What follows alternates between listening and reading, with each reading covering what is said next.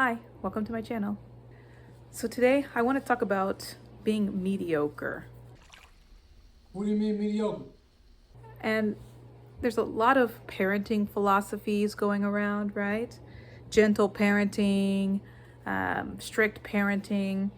I'm sure this has happened from all time, but my approach is what I like to call mediocre parenting. I'm the type of person who likes to do a lot of research, who likes to read books, listen to podcasts, and improve myself by research essentially, right? So one thing I noticed was I started doing research when I was pregnant, right?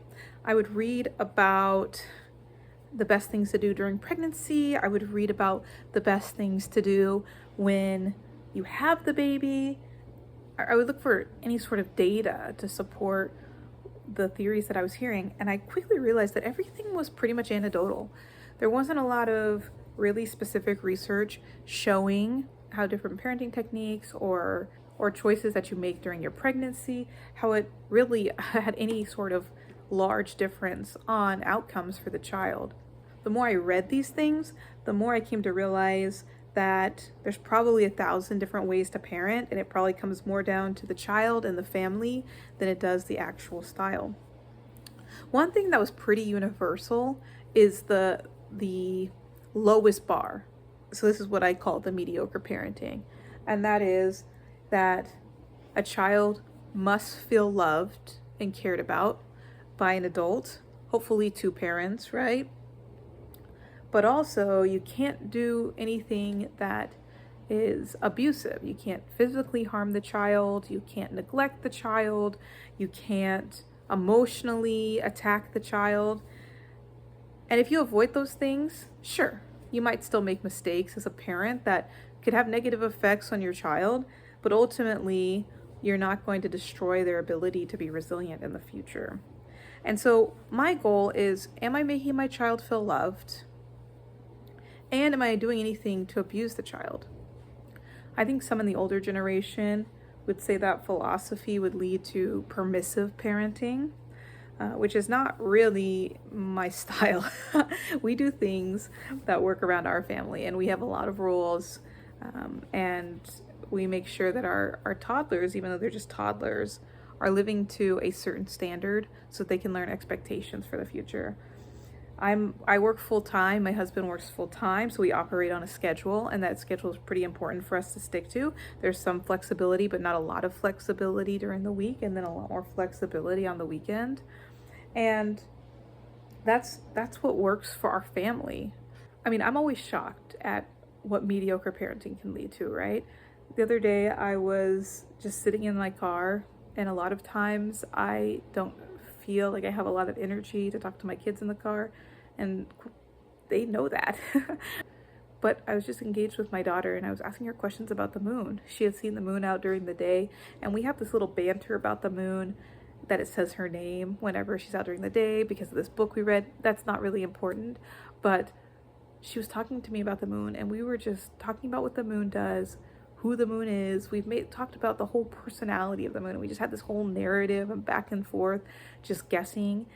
And that was one of the most enjoyable times I have had as a parent. Not doing anything special, not necessarily teaching any big lessons, but just being with my child as a little human and me as a big human, and enjoying each other's company, just embracing those small, simple moments. That's what I call mediocre parenting. So beyond that low bar, how do I sustain mediocrity as a parent? For us, I have to make sure that we're living around a lifestyle that can keep me and my husband happy, as well as my children happy. And so for us, that means a lot of routines, a lot of schedules, but it also means that the children are not necessarily the center of the household. We're working to make sure that they are recognize that they're part of a family, even though they're very young. They're 1 and 3, and so that can be a difficult thing for them to understand, that they're part of a whole unit, and we all work together, and that's how we get things done. I think there's a lot of things in the world today telling us that we need to push and we need to be the best and we need to be number one at everything. Don't be a okay mom. Be a good mom or a great mom. I don't buy into any of that.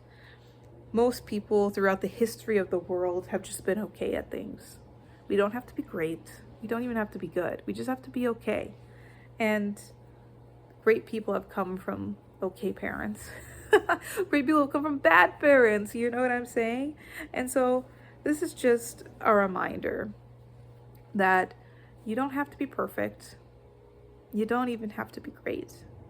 Your job is to keep that child alive. Give them what they need. Don't neglect them. Love them. And that's enough. You're enough. You're enough, mom. And if you have time to try to read books and learn and improve and watch videos, go ahead and do that. But if all you can offer is after a hard day where you accidentally yelled at your children, or you got overwhelmed and you had to lock yourself in a room for a while, if after a day like that you can take a breath and start again and show your love and affection and try not to do that again tomorrow, that's all that can be expected. That is the mediocrity that we should seek.